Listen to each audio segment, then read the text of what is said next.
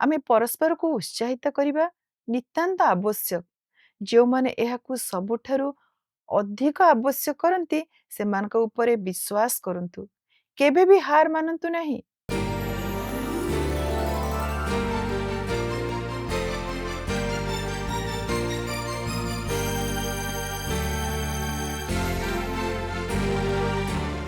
প্রিয় দর্শক বন্ধু নমস্କାର। ଆଜିର ଆଶା ଭରା ନାରୀ କାର୍ଯ୍ୟକ୍ରମକୁ ଆପଣଙ୍କୁ ସ୍ୱାଗତ କରୁଅଛି। ଆଶା କରୁ ଆପଣ ଏହି କାର୍ଯ୍ୟକ୍ରମ ଦ୍ୱାରା ନିଶ୍ଚୟ ଉପକୃତ ହେଉଥିବେ ଏବଂ ଆତ୍ମିକ ଜୀବନରେ ବୃଦ୍ଧି ପାଉଥିବେ। ଆପଣଙ୍କ ମନରେ ଯଦି କିଛି ପ୍ରଶ୍ନ କିମ୍ବା ପ୍ରାର୍ଥନା ଅନୁରୋଧ ଥାଏ ଲେଖି ଜଣାଇଲେ ଆମେ ଖୁସି ହେବୁ। ଆଜି ଆମେ ବିଶେଷ ଆନନ୍ଦିତ ଯେ ଆଉ ଏକ ନୂଆ କାର୍ଯ୍ୟକ୍ରମ ନେଇ ଆପଣଙ୍କ ନିକଟକୁ ଆସିବାର ସୁଯୋଗ ପାଇଛୁ। ଆପଣ ନିୟମିତ ଏହି କାର୍ଯ୍ୟକ୍ରମ ଦେଖି ଆସୁଥିବାରୁ ଆମେ ଆନନ୍ଦିତ। ପ୍ରଭୁ ଆପଣଙ୍କୁ ଆଶୀର୍ବାଦ କରନ୍ତୁ।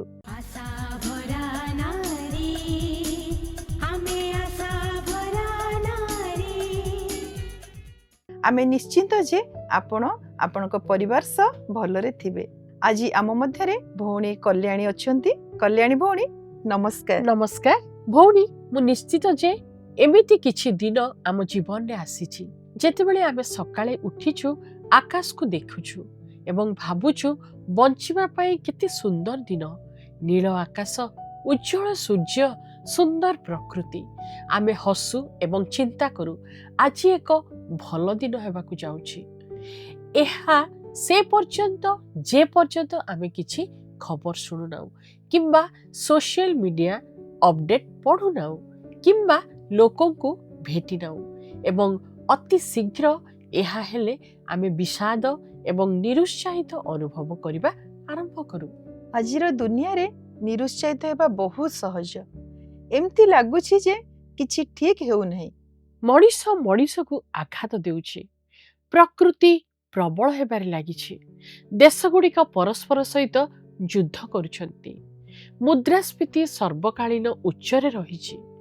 ଶାସକ ଏବଂ ନେତାମାନେ ଆଉ ନ୍ୟାୟପରାୟଣ ଏବଂ ପରୋପକାରୀ ନୁହନ୍ତି ଏବଂ ଆମର ଜୀବନ ନିୟନ୍ତ୍ରଣ ବାହାରକୁ ଚାଲି ଯାଉଛୁ।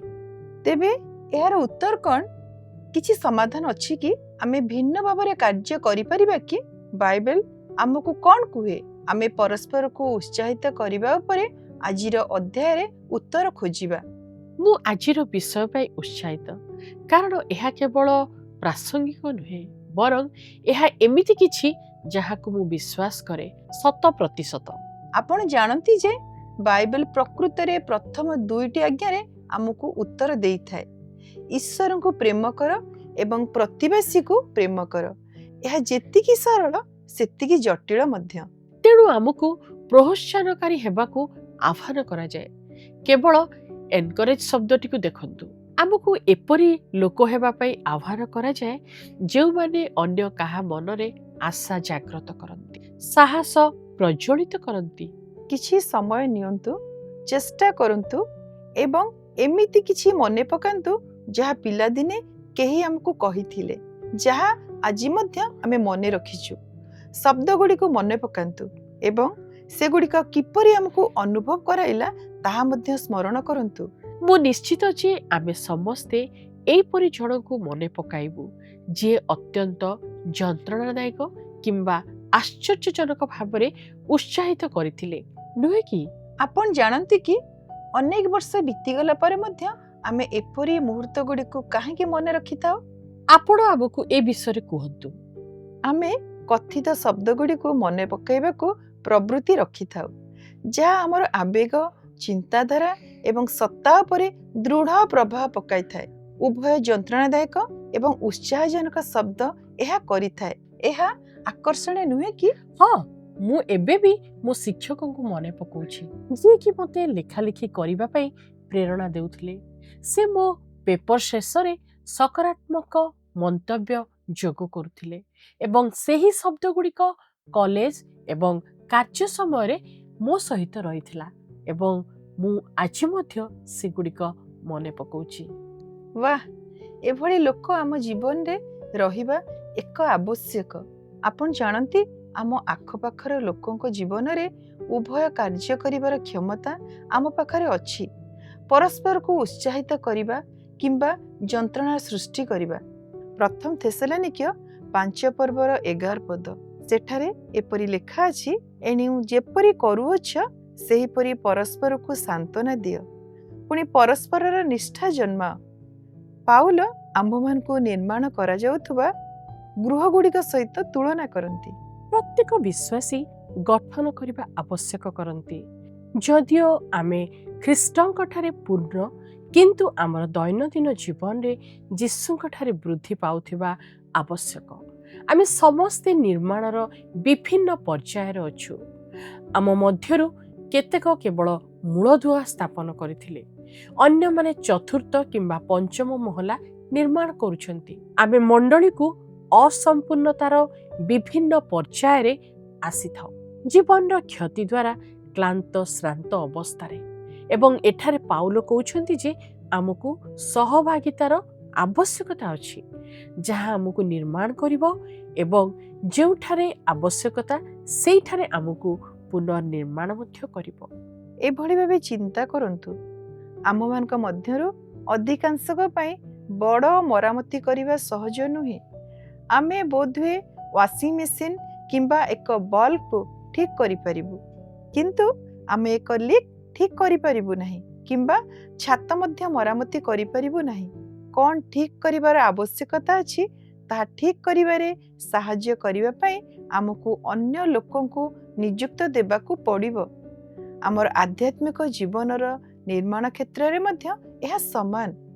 ଏଥିପାଇଁ ଆମକୁ ସାହାଯ୍ୟର ଆବଶ୍ୟକତା ରହିଛି। ସେଥିପାଇଁ ମଣ୍ଡଳୀ ମଧ୍ୟରେ ଅଭିଜ୍ଞ ଏବଂ ବହୁ ପ୍ରଭାବଶାଳୀ ଲୋକଙ୍କୁ ଆମ ପାଇଁ ନିର୍ମାଣ କରିବାକୁ ଅଛନ୍ତି। 2 ଜଣ ଉଭୟ ଗୁରୁତର ଅସୁସ୍ଥ ଗୋଟିଏ ଡାକ୍ତରଖାନା କୋଠରୀରେ ଉଭୟ ରହୁଥିଲେ। ତାଙ୍କ ଫୁସ୍ଫୁସ୍ରୁ ତରଳ ପଦାର୍ଥ ବାହାର କରିବାରେ ସାହାଯ୍ୟ କରିବା ପାଇଁ ପ୍ରତ୍ୟେକ ଅପରାହ୍ନରେ ଜଣେ ବ୍ୟକ୍ତିଙ୍କୁ ତାଙ୍କ ଶଯ୍ୟାରେ 1 ଘଣ୍ଟା ବସିବାକୁ ଅନୁମତି ଦିଆଯାଇଥିଲା। ତାଙ୍କ ଶଯ୍ୟା ପାଖରେ କୋଠରୀରେ ଗୋଟେ ଝରକା ଥିଲା। ଅନ୍ୟ ବ୍ୟକ୍ତିଙ୍କୁ ନିଜର ସମସ୍ତ ସମୟ ଶୋଇକି ରହିବାକୁ ପଡ଼ୁଥିଲା। ସେ 2 ଜଣ ଘଣ୍ଟା ଘଣ୍ଟା ଧରି କଥାବାର୍ତ୍ତା କରୁଥିଲେ। ସେମାନେ ସେମାନଙ୍କ ପତ୍ନୀ ଏବଂ ପରିବାର, ସେମାନଙ୍କର ଘର, ସେମାନଙ୍କର ଚାକିରି, ସାମରିକ ସେବାରେ ସେମାନଙ୍କର ସମ୍ପର୍କତା, ଯେଉଁଠାରେ ସେମାନେ ଛୁଟିରେ ଥିଲେ ସେ ବିଷୟରେ ଆଲୋଚନା କରିଥିଲେ। ପ୍ରତିଦିନ ଅପରାହ୍ନରେ ଯେତେବେଳେ ଝରକା ପାଖରେ ଶଯ୍ୟାରେ ଥିବା ବ୍ୟକ୍ତି ଉଠି ବସୁଥିଲେ, ସେ ଝରକା ବାହାରେ ଦେଖୁଥିବା ସମସ୍ତ ବିଷୟ ଅନ୍ୟ ଜଣକୁ ବର୍ଣ୍ଣନା କରୁଥିଲେ। ସେମାନେ ଏପରି ସମୟ ଅତିବାହିତ କରୁଥିଲେ। ଅନ୍ୟ ଶଯ୍ୟାରେ ଥିବା ବ୍ୟକ୍ତି ସେହି 1 ଘଣ୍ଟା ଅବଧି ପାଇଁ ବଞ୍ଚିବାକୁ ଆରମ୍ଭ କଲେ, ଯେଉଁ ସମୟରେ ତାଙ୍କ ଦୁନିଆ ବାହାର ଦୁନିଆର ସମସ୍ତ କାର୍ଯ୍ୟକଳାପ ଦ୍ୱାରା ପ୍ରଶସ୍ତ ଏବଂ ଉତ୍ସାହିତ ହେଉଥିଲା। ଝରକା ବାଟେ ଏକ ସୁନ୍ଦର ହ୍ରଦ ଓ ଏକ ପାର୍କ ଦେଖାଯାଉଥିଲା। ହ୍ରଦ ଉପରେ ଖେଳୁଥିବା ବତକ ଏବଂ ହଂସ ଦେଖାଯାଉଥିଲେ। ପିଲାମାନେ ପାର୍କରେ କାଗଜ ଡଙ୍ଗା ଖେଳୁଥିଲେ। ଯୁବ ପ୍ରେମୀ ଯୁଗଳ ବୁଲୁଥିଲେ। ସେ ଉଦ୍ୟାନରେ ପ୍ରତ୍ୟେକ ରଙ୍ଗର ଫୁଲ ଫୁଟିଥିଲା ଏବଂ ଦୂରରୁ ସହରର ଏକ ସୁନ୍ଦର ଦୃଶ୍ୟ ଦେଖିବାକୁ ମିଳୁଥିଲା। ଝରକା ପାଖରେ ଥିବା ବ୍ୟକ୍ତି ଜଣକ ଏସବୁକୁ ଅତି ସୁନ୍ଦର ଭାବେ ବର୍ଣ୍ଣନା କଲାବେଳେ, କୋଠରୀର ଅନ୍ୟ ପାର୍ଶ୍ୱରେ ଥିବା ବ୍ୟକ୍ତି ଜଣକ ଆଖି ବନ୍ଦ କରି ସେହି ମନୋରମ ଦୃଶ୍ୟର କଳ୍ପନା କରୁଥିଲେ। ଗୋଟିଏ ଉଷ୍ମ ମଧ୍ୟାହ୍ନରେ ଝରକା ପାଖରେ ଥିବା ବ୍ୟକ୍ତି ଜଣକ ସେପାଖ ଦେଇ ଯାଉଥିବା ଏକ ପରେଡ୍ ବିଷୟରେ ବର୍ଣ୍ଣନା କରିଥିଲେ। ଯଦିଓ ଅନ୍ୟ ବ୍ୟକ୍ତି ବ୍ୟାଣ୍ଡ ଶୁଣିପାରିଲେ ନାହିଁ, ସେ ଏହାକୁ ଦେଖିପାରୁଥିଲେ। ତାଙ୍କ ମନର ଆଖିରେ ଝରକା ପାଖରେ ଥିବା ଭଦ୍ରଲୋକ ଏହାକୁ ବହୁତ ବିସ୍ତୃତ ଭାବରେ ବର୍ଣ୍ଣନା କରିଥିଲେ। ଦିନ ଓ ସପ୍ତାହ ବିତି ଚାଲିଲା। ଦିନେ ସକାଳେ ନର୍ସ ସେମାନଙ୍କ ଗାଧୋଇବା ପାଇଁ ପାଣି ଆଣିବାକୁ ଆସିଲେ। ସେ ଝରକା ପାଖରେ ସେ ବ୍ୟକ୍ତିଙ୍କର ମୃତଦେହ ଦେଖିବାକୁ ପାଇଲେ, ଯିଏକି ଶୋଇଥିବା ଅବସ୍ଥାରେ ଶାନ୍ତିରେ ମୃତ୍ୟୁବରଣ କରିଥିଲେ। ସେ ଦୁଃଖିତ ହୋଇଥିଲେ ଏବଂ ଶବକୁ ନେବା ପାଇଁ ଡାକ୍ତରଖାନା ପରିଚାରକମାନଙ୍କୁ ଡାକିଥିଲେ। ଅନ୍ୟ ବ୍ୟକ୍ତି ମଧ୍ୟ ତାଙ୍କ ବନ୍ଧୁଙ୍କର ମୃତ୍ୟୁ ଖବର ଶୁଣି ଅତ୍ୟନ୍ତ ଦୁଃଖିତ ହୋଇଗଲେ। ସେ ନର୍ସକୁ ପଚାରିଲେ ଯେ ତାଙ୍କୁ ଝରକା ପାଖରେ ଘୁଞ୍ଚା ଯାଇ ପାରିବେ କି? ଏହା ଉପଯୁକ୍ତ ମନେ ହେବା ମାତ୍ରେ ନର୍ସ ତାହା କରିଥିଲେ ଏବଂ ସେ ଆରାମରେ ଅଛନ୍ତି ବୋଲି ନିଶ୍ଚିନ୍ତ କରିବା ପରେ ସେ ତାଙ୍କୁ ଏକୁଟିଆ ଛାଡ଼ି ଦେଇଥିଲେ। ଧୀରେ ଧୀରେ ସେ ବାହାରର ବାସ୍ତବ ଦୁନିଆକୁ ପ୍ରଥମ ଥର ଦେଖିବା ପାଇଁ ନିଜକୁ ଗୋଟିଏ କହୁଣି ଉପରେ ଉଠାଇ ନେଲେ। ବିଛଣା ପାଖରେ ଥିବା ଝରକା ବାହାରକୁ ଦେଖିବା ପାଇଁ ସେ ଚେଷ୍ଟା କଲେ, କିନ୍ତୁ ଏ କ'ଣ? ଝରକା ସାମ୍ନାରେ କେବଳ ଏକ ଖାଲି କାନ୍ଥ ଥିଲା। ଲୋକଟି ନର୍ସକୁ ଡାକିଲେ ଓ ପଚାରିଲେ, ଏଇ ଝରକା ସାମ୍ନାରେ ଖାଲି କାନ୍ଥ ଥିବା ବେଳେ ତାଙ୍କର ବନ୍ଧୁ କିପରି ଚମତ୍କାର ବିଷୟ ସବୁ ବର୍ଣ୍ଣନା କରିପାରିଥିଲେ? ନର୍ସ ଉତ୍ତର ଦେଲେ ଯେ ଲୋକଟି ଅନ୍ଧ ଥିଲେ, ସେ କିଛି ମଧ୍ୟ ଦେଖିପାରୁ ନଥିଲେ। ବୋଧହୁଏ ସେ କେବଳ ଆପଣଙ୍କୁ ଉତ୍ସାହିତ କରିବାକୁ ଚାହୁଁଥିଲେ। ଏହା ଉଭୟ ସୁନ୍ଦର ଏବଂ ଅର୍ଥପୂର୍ଣ୍ଣ କାହାଣୀଟିଏ ଥିଲା। ଆପଣ ରାଜି ନୁହନ୍ତି କି?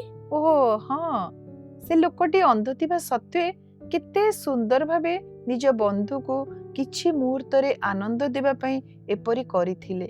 ଆମର ଜିହ୍ୱା ଏକ ଶକ୍ତିଶାଳୀ କ୍ଷୁଦ୍ର ଅଙ୍ଗ। ଜିହ୍ୱାରେ ପ୍ରତାରଣା ଏବଂ ମନ୍ଦ କହିବା କ୍ଷମତା ଅଛି। ଏହା ଗୀତ ସଂହିତା 34 ଅଧ୍ୟାୟ 13 ପଦରେ ଲେଖାଯାଏ। କିମ୍ବା ନ୍ୟାୟ ଏବଂ ଜ୍ଞାନର କଥା କହିବା, ଏହା ଗୀତ ସଂହିତା 37 ଅଧ୍ୟାୟର 30 ପଦରେ ପାଇବା।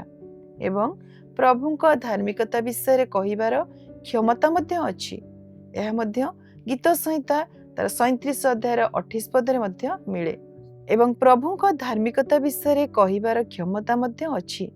ଏହା ଗୀତ ସଂହିତା 35 ପର୍ବର 28 ପଦରେ ମିଳେ। ନିଶ୍ଚିତ ଆମର ଶବ୍ଦରେ ଭାଙ୍ଗିବା, ନିର୍ମାଣ କରିବା, ପ୍ରେରଣା ଦେବା ଏବଂ ତୁଚ୍ଛ କରିବାର ଶକ୍ତି ଅଛି। ଜିହ୍ୱା ଏବଂ ଏହାର ସାମର୍ଥ୍ୟ ବିଷୟରେ ବାଇବେଲରେ 100ରୁ ଅଧିକ ସନ୍ଦର୍ଭ ସହିତ ବାକ୍ୟ ରହିଛି। ଆମେ ଏହି ବିଷୟ ଏଡ଼ାଇ ଦେଇ ପାରିବା ନାହିଁ ଯେ ଶବ୍ଦର କୌଣସି ଶକ୍ତି ନାହିଁ ଏବଂ ଆମକୁ କେବେ ଆଘାତ କରିପାରିବ ନାହିଁ।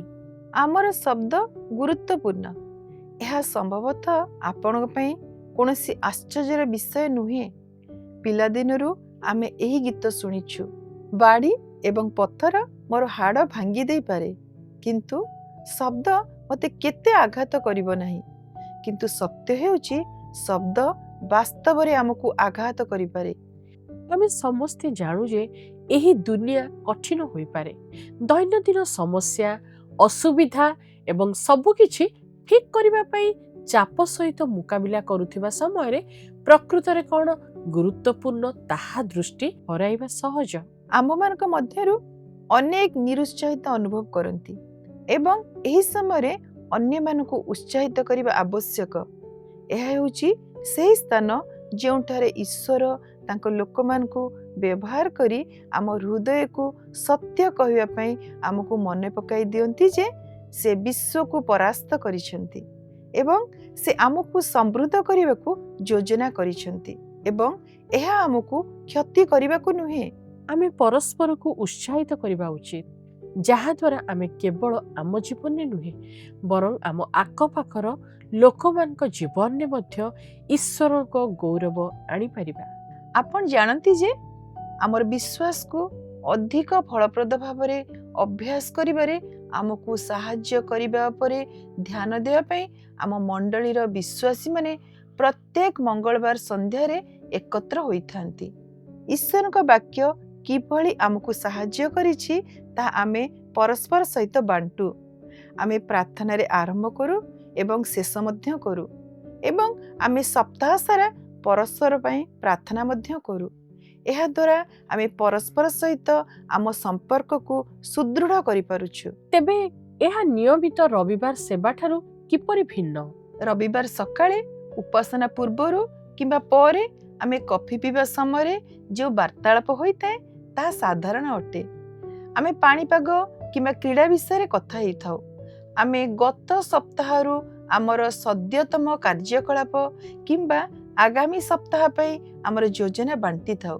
ଅନେକ ଥର ଯେତେବେଳେ ଆମେ କିପରି ଅଛୁ ବୋଲି ପଚରାଯାଏ, ସପ୍ତାହଟି ଯେତେ କଷ୍ଟକର ହେଉନା କାହିଁକି, ଆମ ଭିତରୁ ଅନେକ ସ୍ୱୟଂଚାଳିତ ଭାବରେ ଉତ୍ତର ଦିଅନ୍ତି, ସବୁ ଠିକ୍ ଅଛି, ଆପଣ କେମିତି ଅଛନ୍ତି? କିନ୍ତୁ ଆମର ମଙ୍ଗଳବାର ରାତି ସହଭାଗିତାରେ ଏକ ମୁଖ୍ୟ ପ୍ରଶ୍ନ ହେଉଛି, ଗତ ସପ୍ତାହରେ ଆମେ ଈଶ୍ୱରଙ୍କ ଉପସ୍ଥିତିକୁ କିପରି ଅନୁଭବ କରିଛୁ କିମ୍ବା ଆମେ କେଉଁଠାରେ ସଦାପ୍ରଭୁଙ୍କ ଠାରୁ ମାର୍ଗଦର୍ଶନ ଖୋଜୁଛୁ? ଗତ ସପ୍ତାହରେ ଆମେ ଆମ ଜୀବନରେ ଈଶ୍ୱରଙ୍କୁ କେଉଁଠାରେ କାମ କରିଥିବାର ଦେଖୁଛୁ, କିମ୍ବା ଗତ ସପ୍ତାହରେ ଆମେ ଈଶ୍ୱରଙ୍କ ଉପସ୍ଥିତିକୁ କିଭଳି ଅନୁଭବ କରିଛୁ? ଏହା ଗଭୀର ବିଷୟ ଲାଗୁଛି। ପ୍ରତ୍ୟେକ ସପ୍ତାହରେ ଆମେ କିପରି ଈଶ୍ୱରଙ୍କୁ ଆମ ଜୀବନରେ କାର୍ଯ୍ୟ କରୁଥିବାର ଦେଖୁଛୁ। ଗତ ସପ୍ତାହରେ ଆମେ କିପରି ଈଶ୍ୱରଙ୍କ ମାର୍ଗଦର୍ଶନ ପାଇଛୁ କିମ୍ବା ପାଇନାହୁଁ ତାହା ଉପରେ ଧ୍ୟାନ କେନ୍ଦ୍ରିତ କରିବା ଦ୍ୱାରା ଆମେ ପରସ୍ପର ନିକଟତର ହେବା। ଏହା ଠିକ୍। ଏହା ଆମକୁ ପରସ୍ପରକୁ ଜାଣିବା ଏବଂ ବିଶ୍ୱାସ କରିବାରେ ସାହାଯ୍ୟ କରେ, ଏବଂ ଏହା ଆମକୁ ନିଜ ସହିତ ଏବଂ ଅନ୍ୟମାନଙ୍କ ସହିତ ସମ୍ପୂର୍ଣ୍ଣ ସଚ୍ଚୋଟ ହେବାର ସୁଯୋଗ ଦେଇଥାଏ।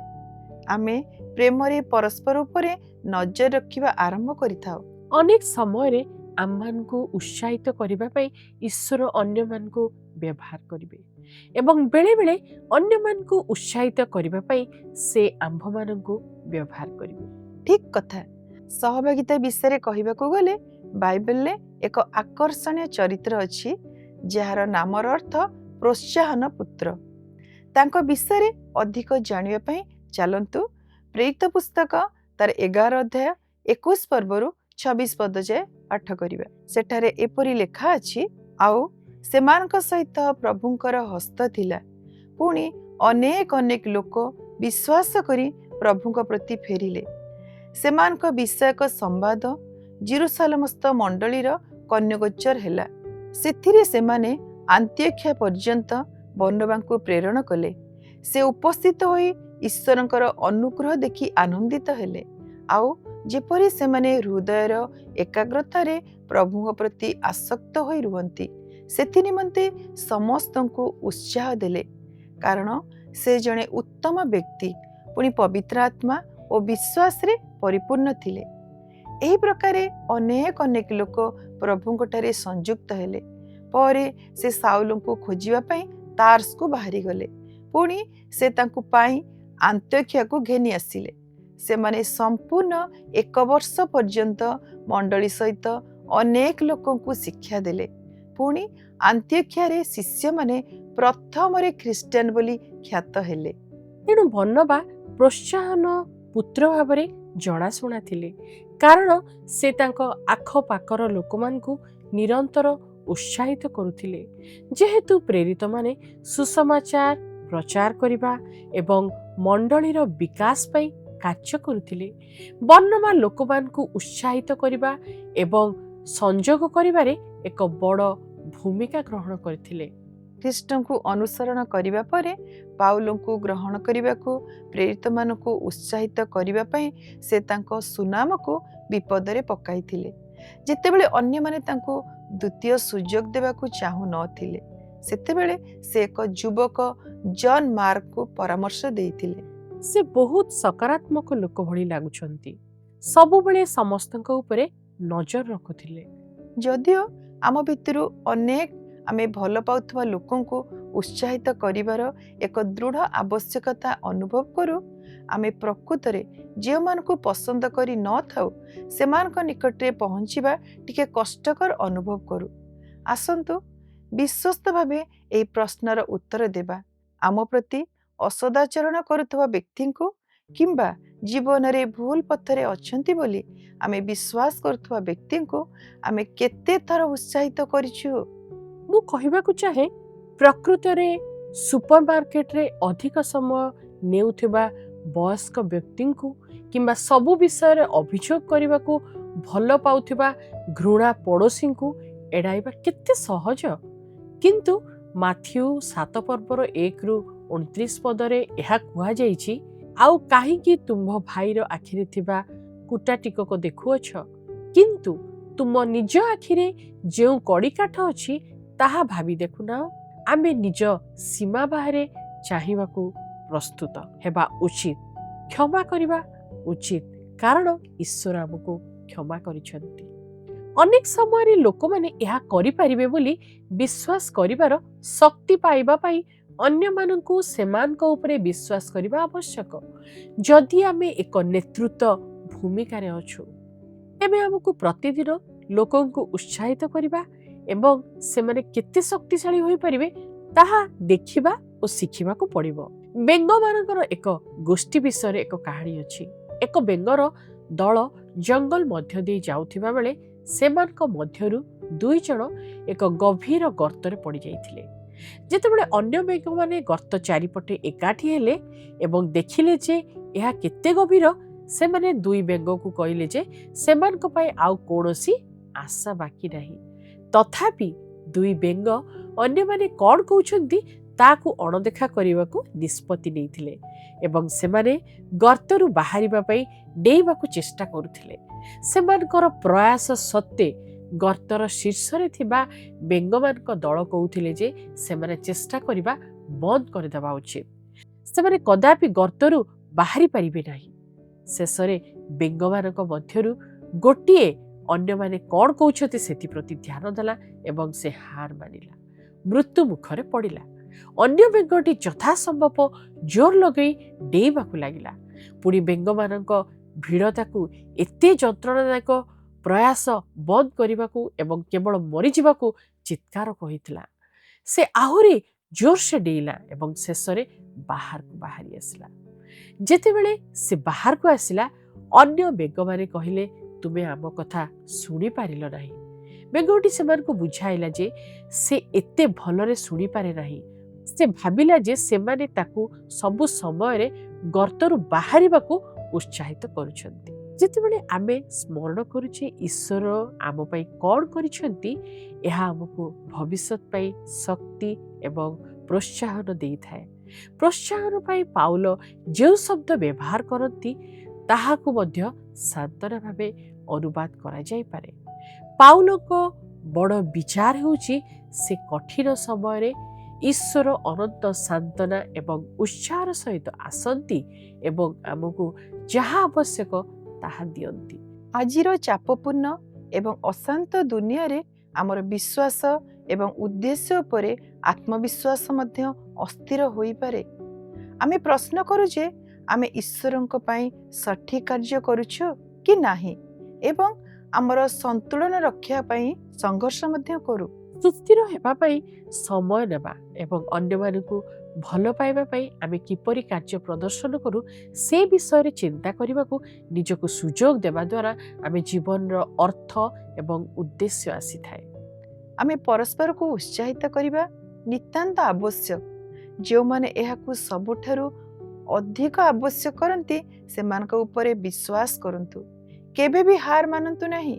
ଆମେ ସମସ୍ତେ ଯେତିକି ଅନୁଭବ କରୁଛୁ ତାଠାରୁ ଅଧିକ ଶକ୍ତିଶାଳୀ ଏବଂ ଯେତେବେଳେ ଆମେ ପରସ୍ପରକୁ ସମର୍ଥନ କରିବା ପାଇଁ ଏକ ସହଭାଗିତାରେ ଏକାଠି ଆସିଥାଉ, ଏପରି କିଛି ନାହିଁ ଯାହା ଆମେ ହାସଲ କରିପାରିବୁ ନାହିଁ। ଏବଂ ଦେଖନ୍ତୁ କିଭଳି ଈଶ୍ୱର ଆମ ନିଜ ହୃଦୟକୁ ସୁସ୍ଥ କରିବା ଆରମ୍ଭ କରିବେ। ମୋର ଏହା ଆବଶ୍ୟକ, ଆପଣଙ୍କର ମଧ୍ୟ ଏହା ନିଶ୍ଚୟ ଆବଶ୍ୟକ। ଆମ ସମସ୍ତଙ୍କୁ ଏହାର ଆବଶ୍ୟକତା ରହିଛି। ତେଣୁ ଏହିପରି ଏକ ଦୁନିଆରେ ଯାହା ବେଳେବେଳେ ଅନୁଭବ କରେ ଯେ ଏହା ସମସ୍ତଙ୍କ ଜୀବନ ଏବଂ ଆତ୍ମବିଶ୍ୱାସକୁ ନଷ୍ଟ କରୁଛି, ଏକ ଭିନ୍ନ ଚିନ୍ତାଧାରା ଆରମ୍ଭ କରନ୍ତୁ। ଅନ୍ୟମାନଙ୍କୁ ଭଲ ପାଆନ୍ତୁ, ସେମାନଙ୍କୁ ନିର୍ମାଣ କରିବାକୁ ସାହାଯ୍ୟ କରନ୍ତୁ। ଆମେ ଆପଣଙ୍କ ମଧ୍ୟରୁ ପ୍ରତ୍ୟେକଙ୍କୁ ଆଜିଠାରୁ ଆରମ୍ଭ କରି ଉତ୍ସାହର ଏକ ପରମ୍ପରା ଛାଡ଼ିଯିବାକୁ ଉତ୍ସାହିତ କରୁଛୁ।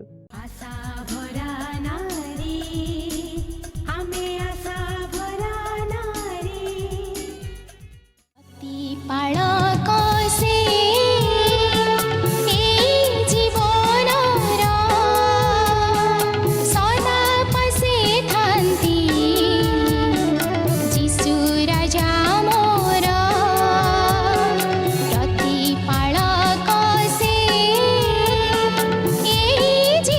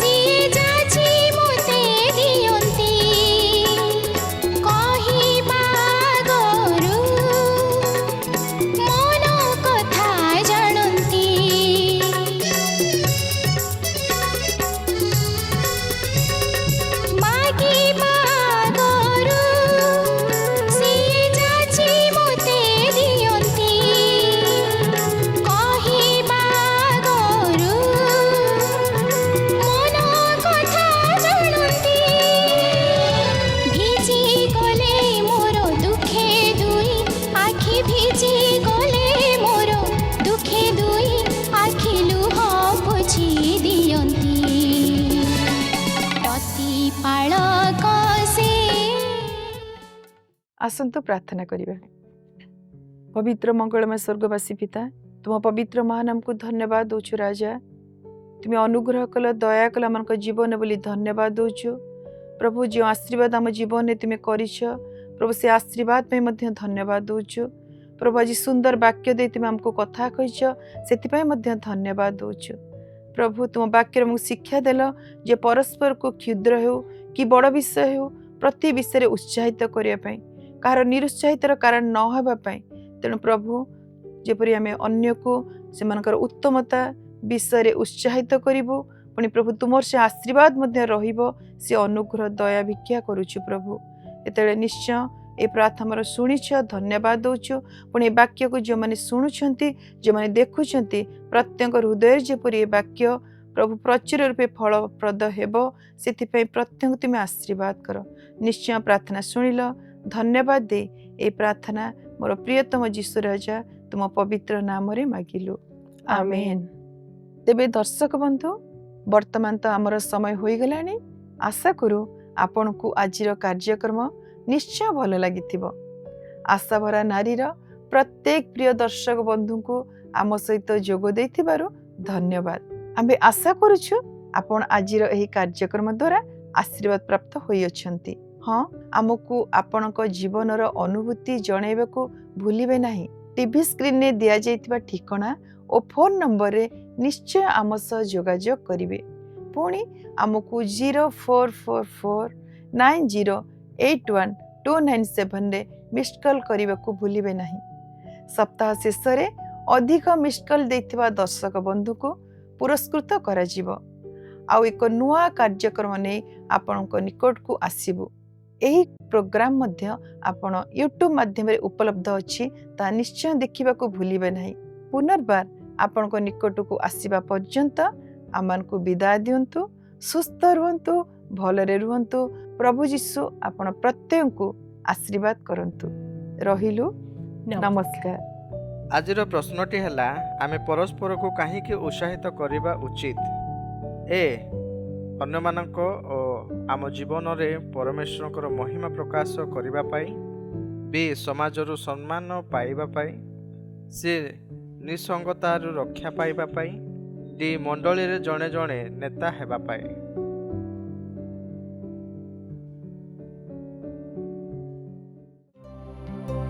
ଗତ ସପ୍ତାହର ବିଜୟ ଦର୍ଶକ ବନ୍ଧୁ ହେଲେ ନବରଙ୍ଗପୁରରୁ ଆୟୁଷ କଚ୍ଛିମ।